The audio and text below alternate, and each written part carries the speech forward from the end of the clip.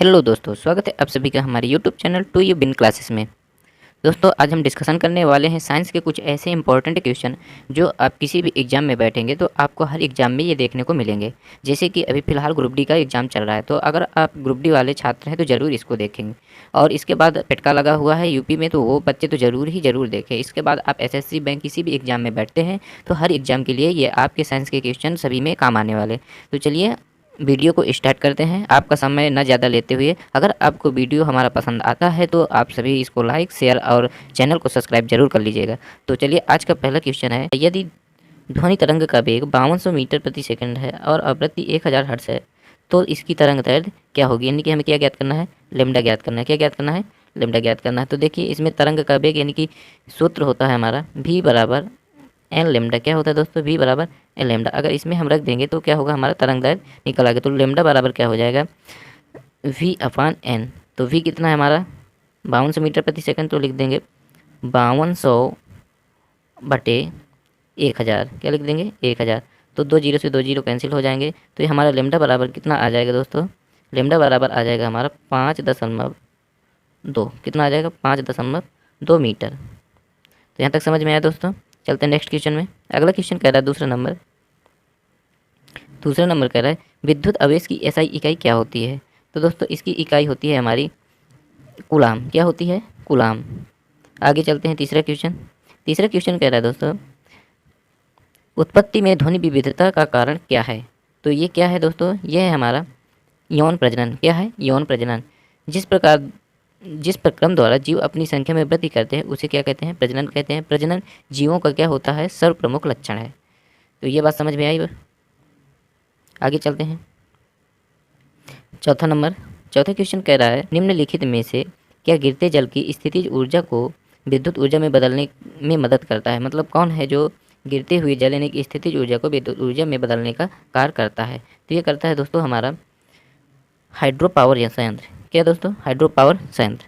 आगे पांचवा क्वेश्चन कह रहा है कि डैश ऊतक मुख्य रूप से मृत कोशिकाओं से बना होता है। तो किन मृत कोशिकाओं से हमारा जो है मुख्य ऊतक बना होता है, ये बना होता है दोस्त क्लेरेन काइमा से। किससे बना होता है, क्लेरेन काइमा से। आगे चलते हैं छठवां क्वेश्चन कह रहा है कि क्षैतिज अक्ष और ऊर्ध्वाधर अक्ष डैश के प्रकार हैं। तो ये किसके प्रकार हैं, क्षैतिज अक्ष और ऊर्ध्वाधर अक्ष। तो ये दोस्तों आपका है पवन चक्की। क्या है, पवन चक्की। सातवां क्वेश्चन चलते हैं। सातवें क्वेश्चन कह रहा है कि n बराबर 3 से n बराबर 2 स्तर में किसी इलेक्ट्रॉन के परिवर्तन से डैश लाइन उभरती है। तो मतलब ये n बराबर 3 से n बराबर 2 स्तर में किसी इलेक्ट्रॉन के परिवर्तन से मतलब कितनी लाइनें, कौन सी लाइनें उभरती हैं। तो ये कौन सी लाइनें उभरती हैं दोस्तों, ये उभरती हैं हमारी दृश्य स्पेक्ट्रम। कौन सी उभरती हैं, दृश्य स्पेक्ट्रम। तो आगे चलते हैं आठवें क्वेश्चन कह रहा है कि निम्नलिखित विकल्पों में से सही है उसका चयन कीजिए। तो जो सही है उसका चयन करना है। तो देखिए इसका C4 पहले ए नंबर में कहते हैं कि C4H9OH ये क्या है, बुटानोल। तो दोस्तों ये बिल्कुल सही है। तो हमने चयन कर लिया कि कौन सा सही है। इसका मतलब ए एकदम सही आंसर है। तो बाकी क्या होंगे हमारे गलत। आगे चलते हैं 9 नंबर के क्वेश्चन में। 9 नंबर कह रहा है कि निम्नलिखित में से कौन सा विकल्प सार्वभौमिक संकेतक के बारे में सही नहीं है। तो दोस्तों ये कौन सा सही नहीं है, ये आपका सी नंबर। कौन सा, सी नंबर। कह रहा है कि एक सार्वभौमिक संकेतक कई अलग अलग संकेतकों या रंगों का मिश्रण है जो पूरे पीएच पैमाने के विभिन्न पीएच पैमानों पर समान रंग देता है। तो ये क्या है, बिल्कुल भी सही नहीं है। जबकि ए नंबर कह रहा है कि पदार्थ कैसे अम्लीय या क्षारीय है इस बारे में जानकारी प्राप्त करने के लिए एक सार्वभौमिक संकेतक का उपयोग किया जाता है। बिल्कुल सही था। बी नंबर कह रहा है कि पानी सार्वभौमिक संकेतकों के साथ हरा रंग बनाता है। ये भी सही है। और डी नंबर कह रहा है कि लिटमस की तरह एक सार्वभौमिक संकेत को या तो विलयन या पेपर के रूप में इस्तेमाल किया जा सकता है। ये भी बिल्कुल सही है। तो इसमें से हमारा गलत कौन हुआ, सी नंबर। तो इसका ऑप्शन क्या पूछा है कि क्या सही नहीं है, तो कौन सा ऑप्शन सही हो जाएगा, C number is the right answer. आगे चलते हैं 10वें क्वेश्चन में। 10वां क्वेश्चन कह रहा है कि 8 kg द्रव्यमान की वस्तु पर एक नियत बल 2 सेकंड के लिए कार्य करता है। यह वस्तु के वेग को 5 मीटर प्रति सेकंड इनवर्स से 9 मीटर सेकंड इनवर्स तक बढ़ा देता है। तो कार्यरत बल का परिणाम ज्ञात कीजिए। तो इसको दोस्तों देखिए सॉल्व करते हैं। तो इसमें से हमारा दिया क्या है, एम कितना दे रखा है, 8 kg। कितना दे रखा है, 8 kg। टाइम कितना दे रखा है, 2 सेकंड कितना दे रखा है 2 सेकंड। इसके लिए कार्य करता है ये वस्तु के वेग 5 सेकंड, यानी कि प्रारंभिक वेग स्मॉल यू कितना है 5 सेकंड और अंतिम वेग है हमारा 9 सेकंड। तो सॉरी, प्रारंभिक वेग है हमारा प्रारंभिक वेग है हमारा 5 मीटर प्रति सेकंड और अंतिम वेग है हमारा यानी कि भी 9 मीटर प्रति सेकंड तक बढ़ा देता है। ठीक, तो इसमें एफ ज्ञात करना है। क्या दोस्तों ज्ञात करना है? हमें एफ ज्ञात करना है। तो एफ ज्ञात करने के लिए सूत्र होता है एफ बराबर एम ए। क्या होता है? एफ बराबर एम ए। तो इसको ज्ञात करने के लिए तो हम क्या करेंगे, सबसे पहले ए ज्ञात करेंगे। तो ए ज्ञात करने के लिए होता है कि v minus you upon T. क्या? v minus you upon T. तो v कितना हमारा 9, तो 9 माइनस 5 अपान टी कितना है 2। तो 9 में 2 गए 4, 4/2 बराबर कितना हो गया हमारा 2। ये त्वरण कितना आ गया 2। तो अब क्या करेंगे, f में रख देंगे। तो f बराबर द्रव्यमान कितना है यहाँ 8। तो 8 गुणे 2 यानी कि कितना निकल के आएगा 16 न्यूटन। तो कौन सा ऑप्शन हमारा सही है? D number. कौन सा सही है हमारा? D number is the right answer. आगे चलते हैं 11 नंबर में। 11 नंबर कह रहा है 11 नंबर क्वेश्चन कर रहा है निम्नलिखित में कौन सा कथन सही गलत है, सही है या गलत है, ये देखना हमें। तो आगे चलते हैं इसको थोड़ा। तो पहला कह रहा है कि एक क्षार जो पूरी तरह से जल में आयनित हो जाता है वह प्लस OH आयनों का बड़ी मात्रा में उत्पादन करता है, उदाहरण के लिए NaOH KOH। दूसरा कह रहा है कि एक क्षार जो आंशिक रूप से जल में आयनित हो जाता है वह प्लस OH आयनों का कम मात्रा में उत्पादन करता है, उदाहरण के लिए KOH। तो इसमें से हमारा कौन सा सही हो जाएगा 11 का? तो 11 का हमारा सही हो जाएगा बी नंबर।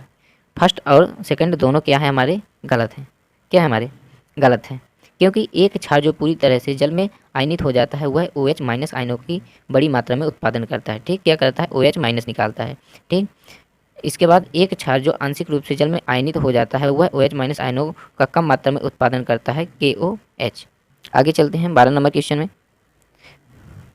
12 नंबर क्वेश्चन कह रहा है कि श्वास नली की आंतरिक परत में कौन सा ऊतक मौजूद होता है। तो ये कौन सा मौजूद होता है आपको दोस्तों? ये मौजूद होता है हमारा B number ciliated columnar epithelium. कौन उपस्थित होता है? Ciliated columnar epithelium. ठीक, एपिथीलियम ऊतक को 4 भागों में बांटा जाता है।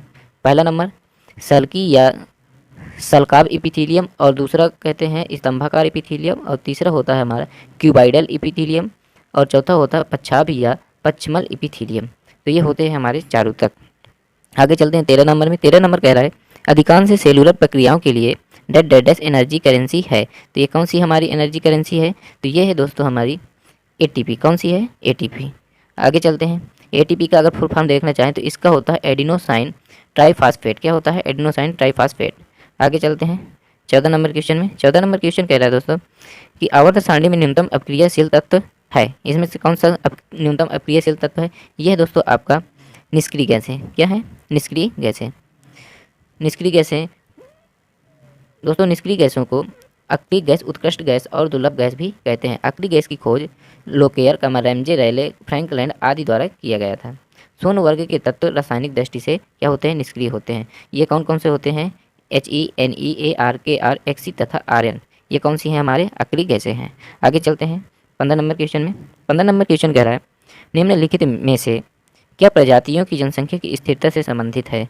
तो यह है दोस्तों आपका सी नंबर प्रजनन। क्या है? प्रजनन। आगे 16 नंबर क्वेश्चन। 16 नंबर क्वेश्चन कह रहा है कि निम्नलिखित में कौन सा कथन सत्य है। तो देखते हैं इसमें कौन सा कथन हमारा सत्य है। तो पहला देखते हैं ऊर्जा को उत्पन्न अथवा नष्ट नहीं किया जा सकता। बिल्कुल सही है। तो इसका मतलब कि ए नंबर हमारा इज द राइट आंसर। बाकी तो सारे क्या होंगे? हमारे गलत होंगे।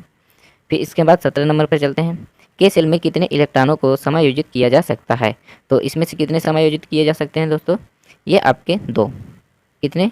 2। के सेल में कितने? 2। आगे चलते हैं 18 नंबर क्वेश्चन कह रहा है 1 किलोवाट घंटा बराबर कितने जूल के होता है? तो ये दोस्तों आपका होता है 3.6 × 10 की पावर 6 जूल। कितना होता है? 3.6 × 10 की पावर 6 जूल। आगे 19वां क्वेश्चन। 19वां क्वेश्चन कह रहा है कि ध्वनि को एक ऐसे माध्यम से प्रेरित किया जा सकता है जिसमें अणु हो जो कंपन करते हैं। ए नंबर। तो ये क्या होगा हमारा? बिल्कुल राइट आंसर, क्योंकि ध्वनि के लिए माध्यम का होना अनिवार्य है। तो अगर माध्यम होंगे तो उसमें क्या होगा? कण जरूर होंगे। ध्वनि क्या करती है? निर्वात में गमन नहीं करती है। प्रकाश निर्वात में भी गमन कर सकता है, जबकि जो प्रकाश होता है हमारा क्या करता है? वो निर्वात में गमन करता है। आगे चलते हैं 20 नंबर क्वेश्चन में। इसको थोड़ा जूम आउट कर लेते हैं। तो 20 नंबर क्वेश्चन कह रहा है कि पृथ्वी की सतह पर जहाँ हवा का घर्षण नगण्य होता है वस्तुएं सहित गिरती हैं।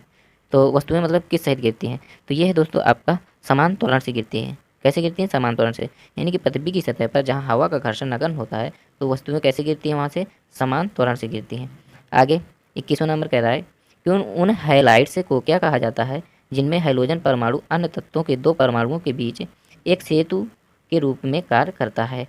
तो ये दोस्तों आपका हो जाएगा बहुलक हाइलाइट। क्या हो जाएगा दोस्तों आपका? बहुलक हाइलाइट्स। इसका मतलब 21 का C number is the right answer. आगे चलते हैं 22 नंबर क्वेश्चन में। 22 नंबर क्वेश्चन कह रहा है दोस्तों संवेग परिवर्तन की समय दर को क्या कहते हैं? तो दोस्तों इसको कहते हैं आपका त्वरण। क्या कहते हैं? सॉरी, त्वरण नहीं कहते हैं उसको। संवेग में परिवर्तन हो रहा है ना, तो संवेग में परिवर्तन हो रहा है तो इसको कहेंगे हम बल। क्या बोलेंगे? बल। त्वरण गलत हो जाएगा, इसमें वेग में परिवर्तन की समय दर को त्वरण कहते हैं। तो ये क्या हो जाएगा? बल हमारा। तो 22 का C number is the right answer. आगे चलते हैं अगले प्रश्न में। अगला प्रश्न 23 नंबर कह रहा है कि धातुओं के बारे में निम्न में से कौन सा कथन सही नहीं है? तो इसमें से कोई एक कथन गलत होगा, बाकी सब क्या होंगे? सही होंगे। तो देखते हैं ए नंबर, धातु का गलनांक और क्वथनांक उच्च होता है। तो ये बिल्कुल सही है। इसके बाद सभी धातुएं, बी नंबर कह रहा है सभी धातुएं पारे के अतिरिक्त कठोर और दृढ़ होती हैं। ये भी बिल्कुल सही है। पी सी नंबर कह रहा है धातुएं चमकदार होती हैं और उन्हें पॉलिश किया जा सकता है। ये भी सही है। पी डी नंबर कह रहा है धातुएं आघातवर्धनी और तन्य नहीं होती। ये बिल्कुल गलत है। क्या है? धातुएं हमारी आघातवर्धनी तथा तन्य होती हैं। क्या होती हैं? ठीक, तो इसका कौन सा सही हो जाएगा? 23 का हमारा D number is the right answer. आगे 24 नंबर क्वेश्चन कह रहा है किसी पृष्ठ के इकाई क्षेत्रफल पर लंबवत लगने वाले बल को क्या कहते हैं? तो ये दोस्तों आपका हो जाएगा दाब। क्या हो जाएगा? दाब। आगे नेक्स्ट क्वेश्चन 25 नंबर क्वेश्चन, और ये दोस्तों लास्ट क्वेश्चन है आज का। 25 नंबर क्वेश्चन कह रहा है HNO3 के सापेक्षिक द्रव्यमान की गणना करें। तो HNO3 के जो सापेक्षिक द्रव्यमान की गणना करनी है, तो इसको देखते हैं। तो देखिए इसको क्या करेंगे, अलग अलग कर लेंगे इसको। HNO3, तो H का दोस्तों होता है हमारा 1, N का होता है 14 और O का होता है हमारा 16। क्या होता है? 16। तो HNO3 यानी कि H का 1, तो इन सभी को क्या करेंगे? जोड़ देंगे। और 16 में कितने हैं? O में कितने हैं? 3, तो 16 गुणे 3 कर देंगे। तो ये कितना हो जाएगा टोटल हमारा? 14 1 15 प्लस 48, तो 8 5 13 4 1 5 1 6, यानी कि ये 63। तो क्या हो जाएगा हमारा? D number is the right answer.